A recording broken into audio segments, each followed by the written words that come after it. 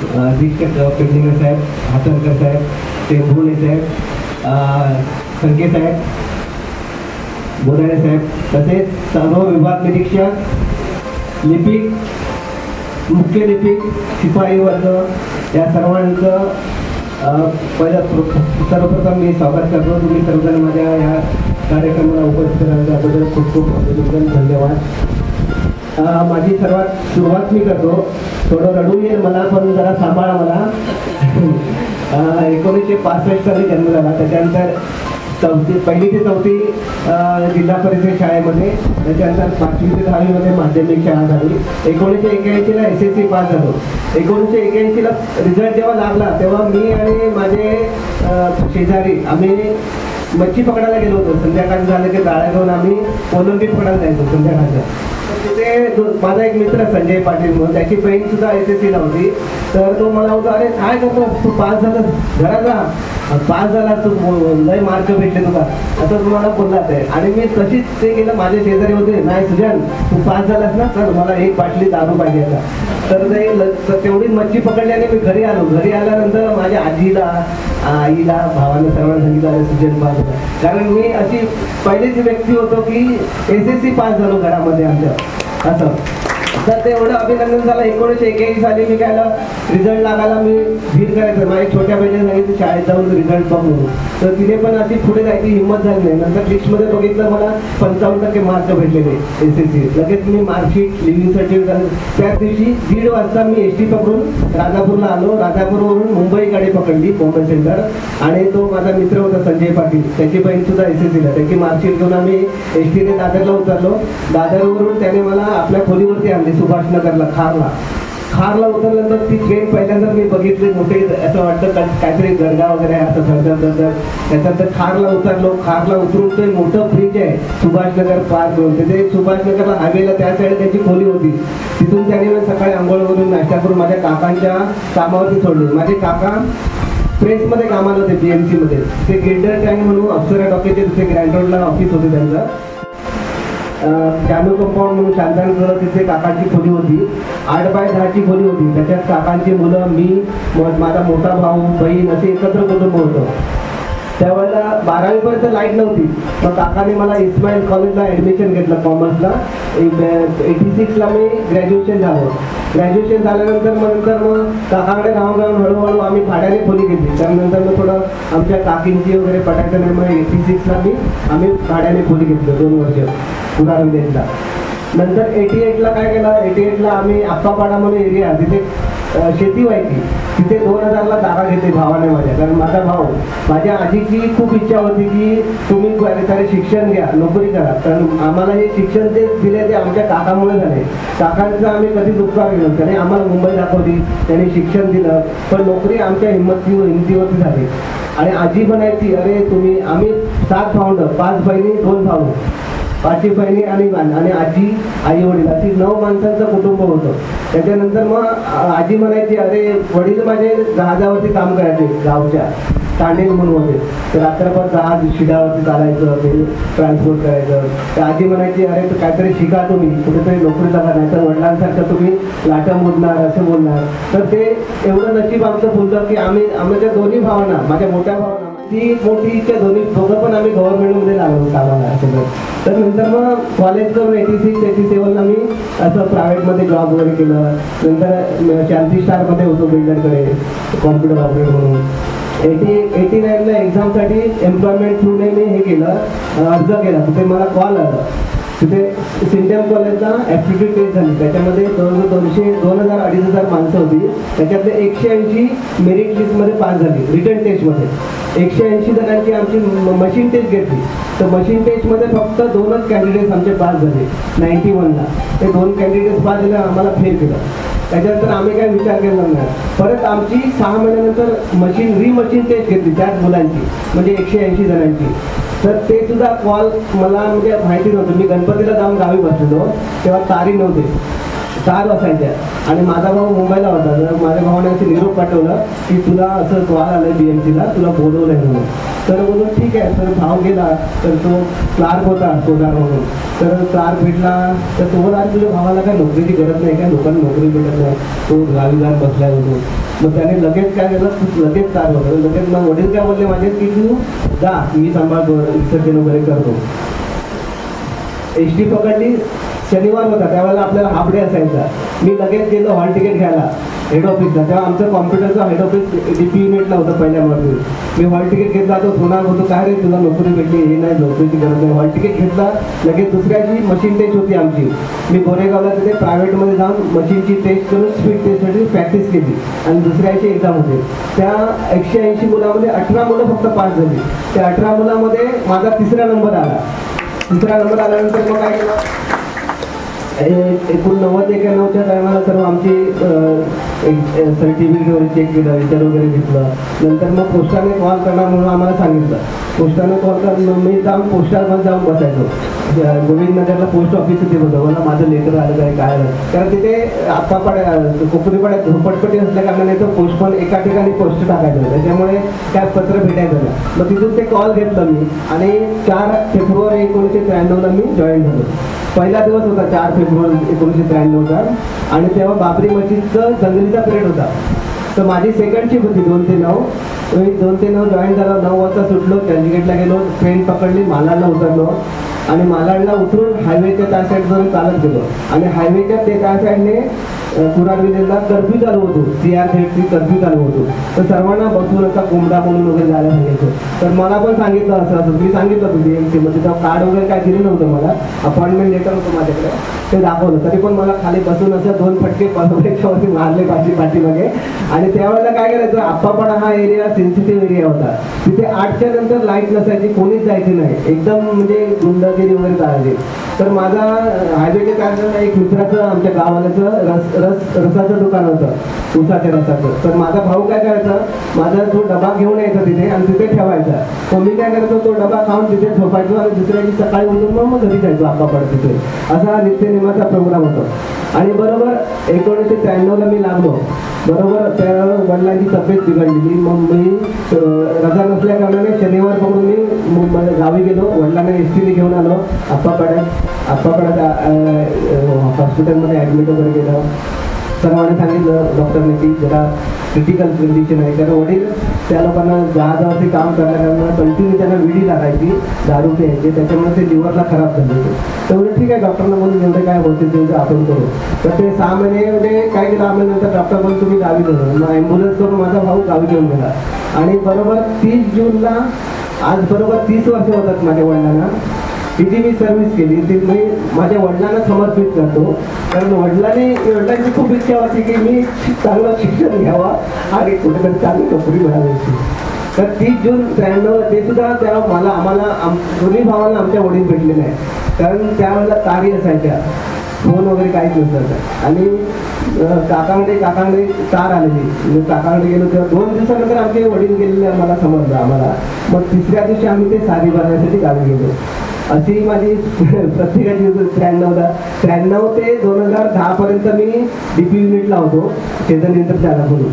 आमचे सहकारी बरेच म्हणजे जवळजवळ 30-35 होते. त्यावेळी आमचे कदम साहेब पण होते. कदम साहेब म्हणजे मी त्यांना साहेब म्हणजे माझ्या तोंडात येत नाही, मी त्याला कदम पण तो कधी मध्ये माझे नाराज नाही म्हणून सुजन तू आहेस ना म्हणून. तर ते सेकंड शिफ्ट असायची त्यांची सुद्धा. मग ते सुद्धा आमच्याकडे चहा वगैरे लायच्यात आणि कॅरमपट्टू होते, कॅरम खेळायला एक्सपर्ट होते. अजित पांचा, ते नायडू आपले गेले, शिर्के होते, असे ते आमची टीम होती. 93 ते 2010 पर्यंत. 2010ला मी MI म्हणून लागलो, मीटर इन्स्पेक्टर म्हणून, 30 आऊटला. तिथे एकच वर्ष होतं आणि 2010ला विभाग निरीक्षकची एक्झाम झाली. विभागमध्ये त्यावेळेला मी पास होऊन 2012चं इलेक्शन केलं आणि मी 2012ला C-वॉर्डला जॉईन झालो. C-वॉर्डमधून मग 2012 ते 15मध्ये 2015ला मी P-नॉर्थला आलो. P-नॉर्थला 2015 ते 2017मध्ये आलो. त्याच्यानंतर 2017ला तुम्हाला माहिती आहे ईश्वर चिठ्ठीमध्ये मी बाहेर फेकलो गेलो कुपर हॉस्पिटल. पण बाहेर फेकलो गेलो नाही, कारण मला ना खूप सेवा करायला भेटली कुपर हॉस्पिटलमध्ये. कारण माझ्याकडे ना ENT आणि ऑप्थॉल हे 2 डिपार्टमेंट होते आणि ते असे दोन्ही डॉक्टर एवढे फेमस होते ना चारुता मांडके म्हणून, जे आपले मांडके डॉक्टर होते पार्ल्याचे, त्यांची बहीण मांडके चारुता म्हणून, ती ऑप्थॉलची HOD होती मेन.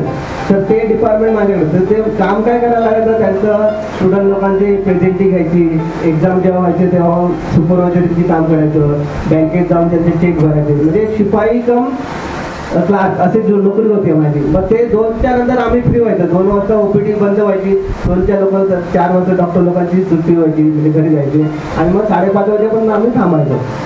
तर असं करता करता अजून पण बऱ्याच जणांचे फोन होतात, काय कुपरला ओळख आहे काय काय. तर 2017ला मी जो सोडलं P0, तो P0चा एरिया माझ्याकडे 20 नंबर सेक्शन होतं. दानापाणीपासून मड जेट्टीपर्यंत सगळं कोळीवाडा होता, बहुतेक कोळीवाडा होते. एवढे कोळीवाड्यांची ओळख झाली होती ना, तर मला ते सारखे फोन करायचे, अरे असं ॲडमिट व्हायचं, हे करायचं ते करायचं. तर मग त्यांना मी सांगायचो तुम्ही या, मी घेऊन जातो डॉक्टर. मग त्यांचं केस पेपर काढण्यापासून डायरेक्ट डॉक्टरच्या मेन कॅबिनमध्ये बसवायचं. लाईन वगैरे भरपूर असायची, पण तेवढी सेवा करायला मला भेटलं. अजून सुद्धा मला परत फोन येतात, पण मी त्या डॉक्टरचं नाव सांगतो, माझं नाव सांगा डॉक्टरला, की ते घेऊन. अशी ही माझी सेवा झालेली आहे. याच्यानंतर मग 2019ला मी इथे आल्यानंतर इथे आर साऊथ विभागामध्ये मी 5-6 वर्षाच्या अध्यापिकेकडे मला काम करायला भेटलं. म्हणजे सर्वप्रथम मी रमेश चौधरी साहेब होते, बिचारे आपल्यातून सोडून गेले ते. त्याच्यानंतर राऊत साहेब आले, राऊत साहेब नंतर आपले पारवे साहेब आले, पारवे साहेब नंतर थोड्या कालावधीसाठी आमचे हातणकर साहेब जीवनात मित्र होते, फक्त 20 दिवसासाठी आम्हाला लावले.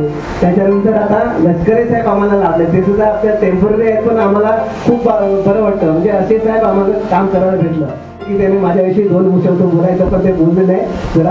त्याच्यानंतर टेंबुर्णे साहेब, गोदाडे साहेब तर आपला आर साऊथचे हिरोज आहेत, सर्वात होते, त्याच्यामुळे तर काय बोलायचं प्रश्नच येत नाही.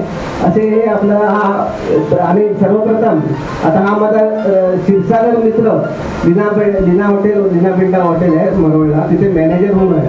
आणि हा बांदिवली शाळेचा विद्यार्थी आहे. त्या लोकांनी आता आमची 8 आणि 9 जुलैला फॅमिली पिकनिक नाही, रिटायरमेंटवाल्यांची पिकनिक ठेवली आहे ती उत्तरला. तर 70 जणांचा आमचा ग्रुप आहे. पण त्याने मी इस्माईलला असल्या कारणाने ते बांदिवली शाळेचे सर्व विद्यार्थी इस्माईलला आले, त्याच्यामुळे ती आमची ओळख झाली. तर असा सहकारी ग्रुप मोठा आमचा बांदिवली शाळेचा. आणि असं सहकार्य म्हणजे गावच्या पासून इथपर्यंत सगळ्या मंडळामध्ये आपण काम करतो. गावच्या आता देवळामध्ये आम्ही मोठं देऊळ बांधलेलं आमच्या समुद्र किनारी महेश्वर देवाचं. गेल्या वर्षी आम्ही कलशारोहण केला गावच्या देवळाचं. तर असा हा माझा सुरुवातीपासूनचा आणि शेवटचा प्रवास आहे. तुम्ही तुमचं तर खूप अभिनंदन. सर्व माझे मित्रमंडळी आले, माझा भाऊ बहिणी, माझी बहीण, दोन्ही मेवणे माझे, त्यांचे मिसेस जगदीश, त्याच्यानंतर माझे जीमचे सर, हे सगळे आले. सगळ्यात म्हणजे आपले पाटकर साहेब 2012ला मी लागलो, त्यांच्याविषयी बोलायचं म्हणजे काहीच नाही. 2012ला आलो तेव्हा आम्हाला बसून ठेवलं होतं, आम्हाला काय लॉगिन दिलं नव्हतं, काय नव्हतं. काय करायचं, त्याच्यात आम्ही 4 जण होतो. गोविंद सावंत, त्याच्यातले आपले एक मधुकर हरियाण गेले बिचारे, त्यांचं नाव होतं काढतो आपण. त्याच्यानंतर बांदिवडेकर होते. असे आम्ही 4 जण होतो. पण आम्हाला असं कॉम्प्युटर दिला होता, पण लॉगिन दिलं होतं. पण या पाटकरने मला स्वतःचा लॉगिन द्या, मग तुम्ही शिका. तेव्हा नुकतीच CV आली होती, कॅपिटल वाली होती. आर्मीमध्ये तर आपण काय केलं होतं, पण ते कसं बिल काढायचं. 2010 पासून बिलं आली, 12ला बिलं आली. मग तर लोकांचा पार्टी लोकांचा 2 वर्षाचा एरिया वगैरे भरायचा वगैरे. त्यांनी लॉगिन जेव्हा कसं करायचं ते आम्हाला शिकवलं. तर पाटकर साहेबांचे खूपच उपकार आम्हाला, खूप त्यांच्याकडून. तसं ना फुटाणे आहे, तसे. तर हे असा हा प्रोग्राम तुम्ही माझ्यासाठी खूप आयरन केलं, त्याबद्दल खूप धन्यवाद. खरं वाटतं, मला असं वाटलं होतं की मी खूप रडेल, पण असं वाटलं नाही की मी असं बोलू की नको. तर हे सर्व तुमचं श्रेय आहे. आता हा जो अरेंजमेंट 1 महिन्यापासून अरेंजमेंटचा प्रोग्राम करतो. अमोल जाधव साहेब आहे. अमोल जाधवने सगळं सहकार्यांना घेऊन, अमोल जाधव, सुहास साळवी, त्याच्यानंतर अजित पांचाळ, संतोष नाईक कुठे आहेत? संतोष नाईक आहेत. ते सगळे सहकारी लटके आहेत, पुजारी आहेत, सर्व आहेत. त्यांच्या खूप आभार, त्यांच्या मनापासून अभिनंदन करतो. आणि त्याने खूप मेहनत घेतली माझ्यासाठी एवढा प्रोग्राम अरेंज केला. बस तेवढंच बोलतो आणि आपली सर्वांची रजा करतो. परत एकदा सर्वांचे हार्दिक अभिनंदन आणि शुभेच्छा तुम्हाला मनापासून. खरं तर महानगरपालिकेत आणि त्यातून कवच खात्यामध्ये काम करत असताना तिथे रजा मिळणं मुश्किल असतं. तिथे या माणसाने गावकी भावकी होळी दिवाळी गणपती सगळे सण केले आणि त्यात काम पण उत्तम केलं, म्हणजे कुठेही कामाचा अडचण आलेला नाही. आणि आता तर ते मोकळे आहे. दुसरी गोष्ट बऱ्याच लोकांचं असतं की जाऊ दे आता 10 ते 6 गेलं उद्यापासून मस्त की झोपून काढे. त्यांचं तसं नाही की रविवार असतो सणसुट्टी कधी त्यांचं 5 वाजता उठणं हे सगळ्या गोष्टी त्यांच्याकडे असल्यामुळे त्यांना उत्तम आरोग्य देवाने दिलेलं आहे. त्यांचं असंच चैतन्याचे संसार दिले तर असंच चैतन्याचं संसार असाच वाहू दे, उत्साहाचा धबधबा असाच वाहत राहू दे, अशा प्रकारच्या शुभेच्छा मी त्यांना देतो. आणि मी माझे मनोगत संपवतो. मला इथे या ठिकाणी आज साऊथ वॉर्डने संधी दिली निवेदन करण्याची. आज साऊथ वॉर्डचे लष्करे साहेबांकडे मी धन्यवाद व्यक्त करतो माझ्या वतीने. जाता आता एवढंच म्हणे, चलते चलते मेरे गीत याद रखना, हमें गुड बाय ना कहना, हमें गुड बाय ना कहना, रोते हंसते बस यूं ही तुम गुनगुनाते रहना, कभी अलविदा ना कहना, कभी अलविदा ना कहना. धन्यवाद. Thank you so much. मी आपल्या मंडळातर्फे सगळ्यांचे आभार. आणि हा कार्यक्रम सुरू झाला त्यामध्ये बोलताना कुणाकडनं काही कमी जास्त शब्द झाला असेल, मला काही लागला असेल ते मी दिलगिरी व्यक्त करतो. आणि हा मागच्या महिन्यात 1 कर गेले आमच्याकडनं हातन करतायत आणि या महिन्यात पंगेर करत आहेत. दोन्ही कर आमच्याकडनं नवीन दिलेले. हा आधार सोडण्याचे आम्हाला ईश्वर करून बोलून मी हा कार्यक्रम इथे थांबला म्हणून घोषित करतो. धन्यवाद. All the best.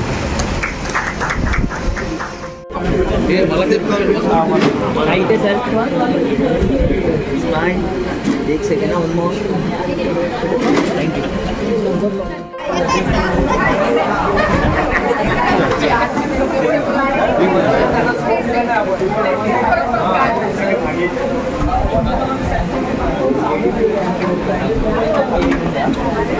माईक सगळे माईक नाही रे, थोडं कॉफी आहे समोर.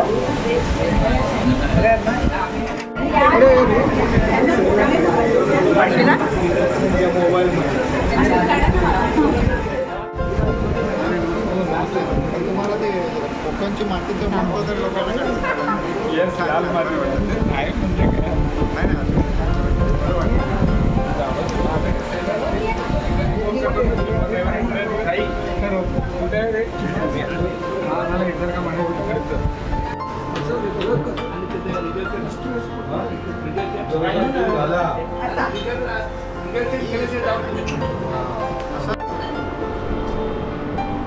कुठला रे? काढला नाही पप्पांचा काढ त्यांच्या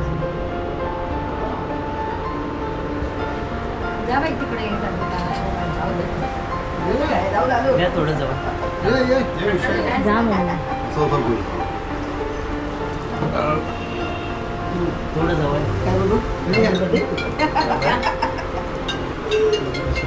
थोडं असं क्रॉस राहा. तुम्ही इथे असे ते असे होऊया जरा.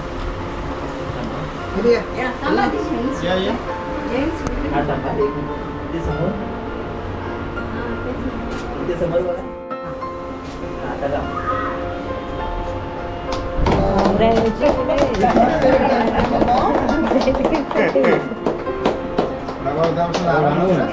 मला पावसात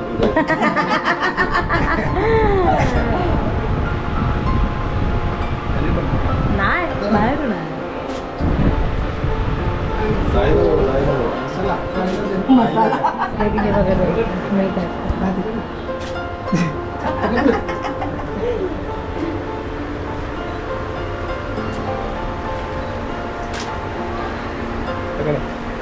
मावशी इकडे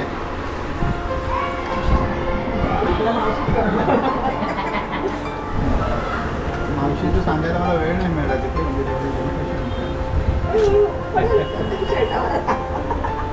म्हणजे मावशीला पण बरोबर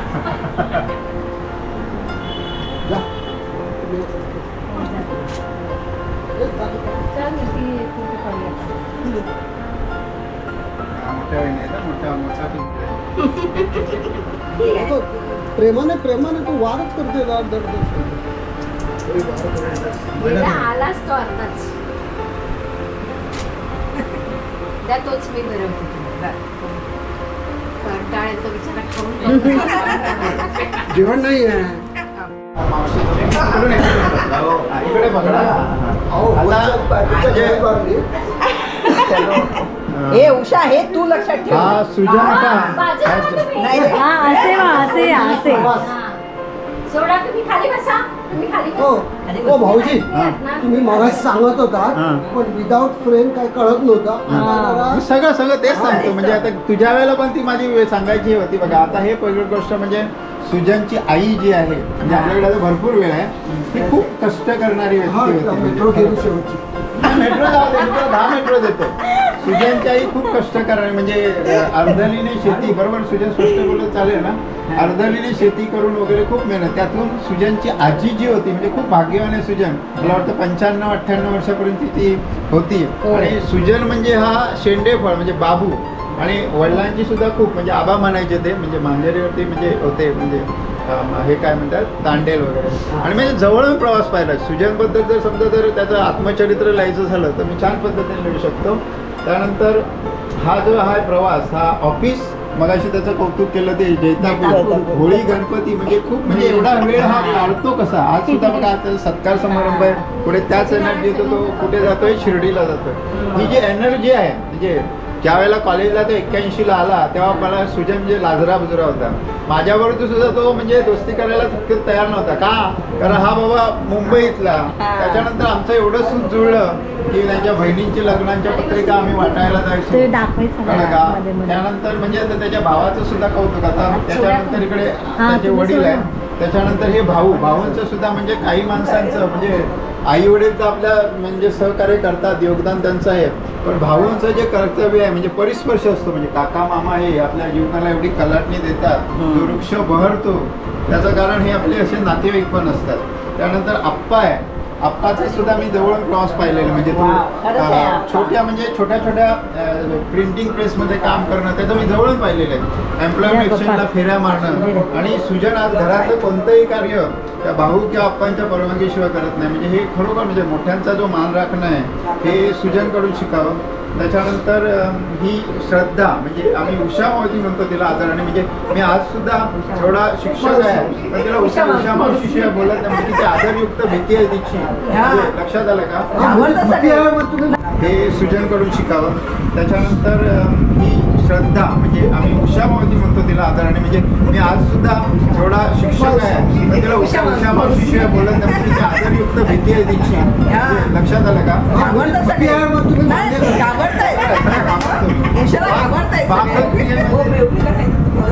ठीक आहे पाकक्रियेमध्ये ती एवढी हुशार आहे की लोकांच्या मनामधून पोटापर्यंत जाते. हो पाव किलो मसाला टाकते. त्याच्यानंतर सुजनचा जो प्रवास आहे आईकडे बघा हे त्याचे मित्र सगळे आहेत त्यांचं ते सगळं. आता हे केसरी रंगामध्ये जे आहे त्याच्या कौटुंबिक जात आहे आई आबा म्हणजे वडील. ही श्रद्धा म्हणजे खूप म्हणजे स्ट्रिक्ट बाई आहे म्हणजे हे भाऊ आहे हे आप्पा आहे. त्याच्यानंतर हे मंजिरी साई आणि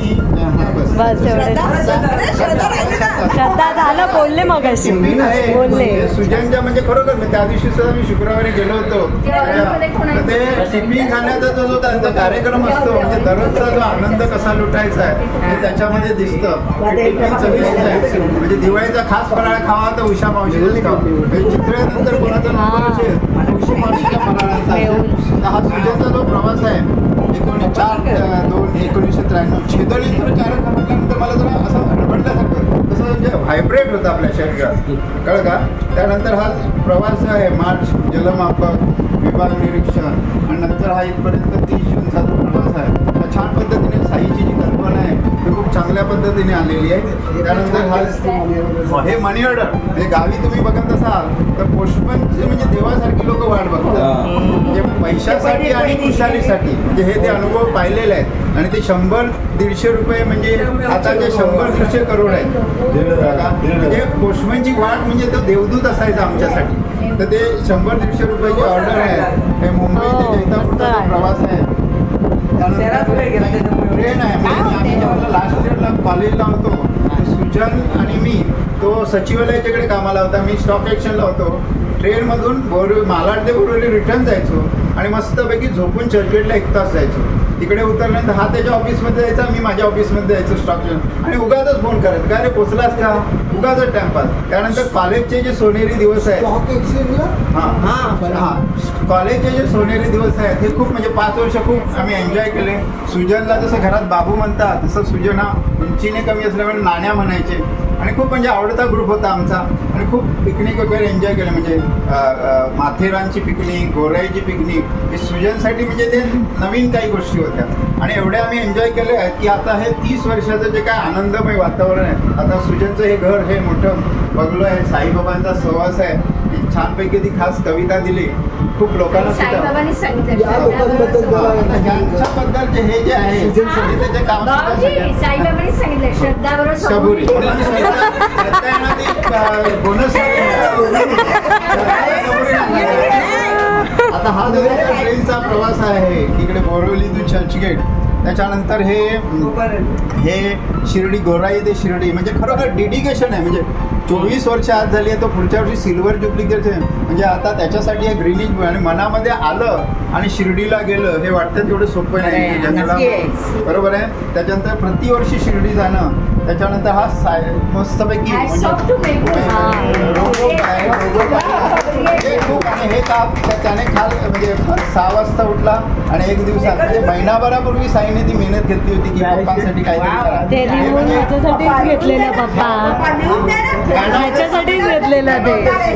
त्याच्यानंतर हे बघा, हे इच्छाल येतो ग म्हणजे उषासाठी हे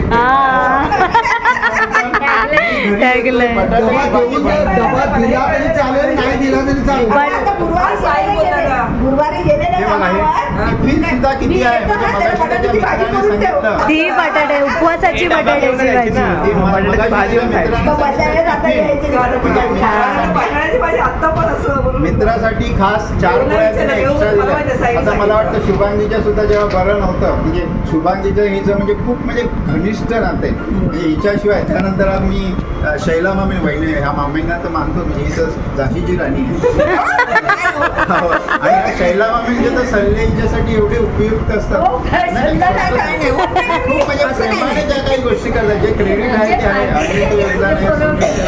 असं हे सगळं कुटुंब जे आहे म्हणजे त्यांचे जे निर्णय असतात ते एवढे मला आवडतात. म्हणजे कोणतेही निर्णय ते परिपूर्ण असतात.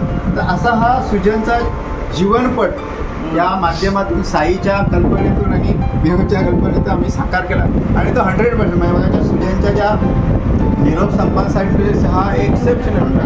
आणि साईबाबाचा सहवास आहे म्हणजे गेल्या वर्षी आता ते त्याच्या घराचं उद्घाटन आहे.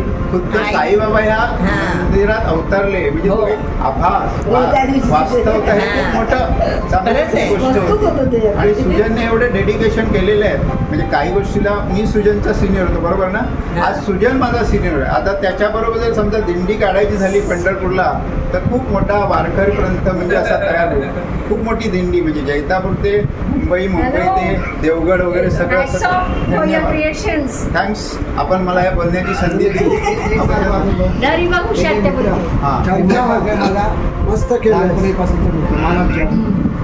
तो टेक्स्टाईलमध्ये कामाला होता आणि मला खूप कॉम्प्युटरचं नॉलेज होतं. लक्ष्मण भाटकर आपला अँकरिंग बनवला. महेश मांजरेकर हा आमच्या गावातला तो प्रेसमध्ये पहिला कामाला होता.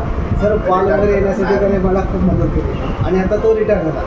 जोसेफ रॉड्रिक्स आम्ही मस्जिद बंदरला प्रायव्हेटमध्ये आम्ही काम करायचो. तो नालासोपारून घास गावातून यायचा. आपण घास गावात गेलो तो जोसेफ रॉड्रिक्स तो आता लंडनला आहे. लंडनला असतो. सर्व फॅमिली मिसेस त्याची मोठी हॉस्पिटल हेड नर्स आहे. मुलं पण नाही घासगाव नालासोपारा आज असा जोसेफ रॉड्रिक्स वर्षातून येतो. आमची भेट होते. आम्ही पिकनिक वगैरे करतो एकदम हा रमेश काटकर आम्ही कुपरला होतो, पण हा एकदम जॉली एवढा आहे ना, एकदम म्हणजे फेमस आहे माझ्याकडे. हा महेश साळगावकर म्हणजे संगीता मांजरेकर ही कुपरमध्ये नर्स होती, तिची आता बायको आहे संगीता मांजरेकर. आणि हा महेश साळगावकर एवढा हुशार आहे, तो आता डेप्युटी सुप्रिटेंडेंट आहे आमच्याकडे असिस्टंट. शेवटी सुचलं मी होता म्हणजे मी एवढा फूड डिस्ट्रीब्युशन केलं ना, खूप बऱ्याच जणांना ते मास्क लावूनच करायचो, पण कधी मला ताप नाही करायचं. या लोकांना पण हे लोक पण मला कधी हे करायचे नाही, बाबा तुम्ही एवढं. पण मी एंट्री करायचो तेव्हा त्यांना बाहेर बाजूला डायरेक्ट मी मोरीचे कपडे करून गरम पाणी सगळे, म्हणजे कधी मला सर्दी नाही, काय नाही. कोविडचा जो काळ होता हा आपला कसोटीचा काळ होता आणि त्याच्यात झालं होतं, पण एवढा एक्सपिरियन्स करता नाही मस्त झालं, मस्त. थँक्स बोला त्याला.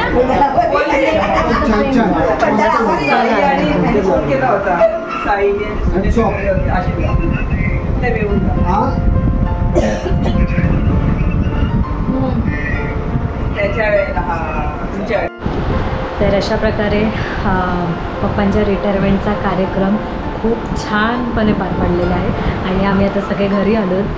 मामा मामी वगैरे पण सगळे घरी आलेले आहेत. सो खूपच छान झालेलं आहे. सगळ्यांचे शूट मी सगळं माझं स्टार्ट टू एंड घेतलेलं आहे, कोणाचं स्किप नाही केलेलं आहे, कारण सगळ्यांनी एवढं मन भरून मोकळेपणाने बोलले आहेत ना पप्पांबद्दल. सो मी काही स्किप करू नाही शकली. हा व्लॉग कदाचित 2 पार्टमध्ये किंवा 3 पार्टमध्ये पण येऊ शकतो, बघू आता. पण खूपच छान बोलले सगळेजण आणि त्यांचे परिवार खूपच मस्त आहे आणि त्यांना आता पप्पा सगळ्यांना मिस करतील. सो पप्पांचं पण मन खूप भरून आलेलं. काकांना पण तुम्ही बघितलंच असाल, काका काहीच बोलले नाही, पण त्यांच्या एका मिठीने खूप काय ते बोलून गेले. सो आता त्यांचं उद्यापासून 2nd इनिंगच चालू होते असं म्हणायला हरकत नाही. खूप छान पार पडला त्यांचा रिटायरमेंटचा कार्यक्रम आणि मी पण खूप काय असं विचार केलेला, मी हे बोलीन, मी ते बोलीन, पण तिकडे जाऊन ना खरंच काहीच असं म्हणजे खूप घाईवरून आलेलं. तर जे मला बोलायचं होतं ते बोललीच नाही आणि ठीक आहे, होतं असं कधी कधी. तर साईने पण असं विचार केला, मी हे बोलीन ते बोलीन, त्याने जे काय बोलायचं तुम्हाला तर समजलंच असेल. सो मम्मी तर काय बोलली नाही, कारण मम्मीने आधी सांगितलं मला बोलता नाही येणार. पण तिने जे पप्पांना सांगायचं ते तिने तिच्या भाषेत पप्पांना सकाळी सांगितलेलं. सो खूप मस्त झालेला आणि तुम्ही ती प्रेम तर बघितलीच असेल. तुम्हाला मी हवं तर फोटो पण ब्लॉगच्या एंडमध्ये झूम करून मी दाखवीन. खूप म्हणजे त्यांचा स्टार्टिंगपासूनचा ते आतापर्यंतचा जो पण काय प्रवास होता तो त्यांनी सगळा आम्ही रेखाटलेला आहे आणि ही कलाकृती माझ्या मावशीच्या मुलाने म्हणजे मेहुलने माझ्या भावाने केलेली आहे. सो खूपच छान केलेलं आहे. आम्ही पप्पांना सांगितलं नव्हतं की आम्ही असं काही देणार आहोत, पण पप्पांकडून सगळी माहिती काढून घेतलेली आधी आणि त्याला नंतर आम्ही कसं करायचं ते सांगितलं. सो खूप छान केलं आहे मेहुलने काम. त्यांनी माझ्या मामांना पण एक असंच कलाकृती दिलेली, खूप छान होती. त्याच्यामुळे आम्ही पण विचार केला की पप्पांना पण असंच काहीतरी द्यावं. पण खूप सगळ्यांना पण आवडलं, आम्हाला खूप छान वाटलं आणि पप्पांना पण खूप आवडलं. सो आता ब्लॉग एंड करायची वेळ आलेली आहे. आता जेवण वगैरे आवरून आम्ही सगळं ब्लॉग आता इथेच एंड करते मी. आणि तुम्हाला हा ब्लॉग कसा वाटला नक्की सांगा कमेंट सेक्शनमध्ये. आणि सगळे जे काय बोलले आहेत ना ते स्टार्ट टू एंड नक्की ऐका. खूप चांगले बोलले आहेत, खूप बरं वाटेल तुम्हाला पण ऐकून. म्हणजे पप्पांचा तो स्वभाव तुम्हाला माझ्या ब्लॉगमध्ये तर तुम्हाला समजलंच असेल की काय कसं आहे. आणि त्यांचे जे पाय थिरकतात हे करतात गाणी वगैरे लागली की ते तर तुम्हाला बघितलंच असेल माझ्या फोटोज आणि व्हिडिओजवरून. सो पप्पांचा स्वभावच असा आहे. तर येस, आता बघू, आता नेक्स्ट ब्लॉगमध्ये भेटूया. हा ब्लॉग मी इथेच एंड करते. भेटूया आपण पुढच्या ब्लॉगमध्ये. Till then bye, take care.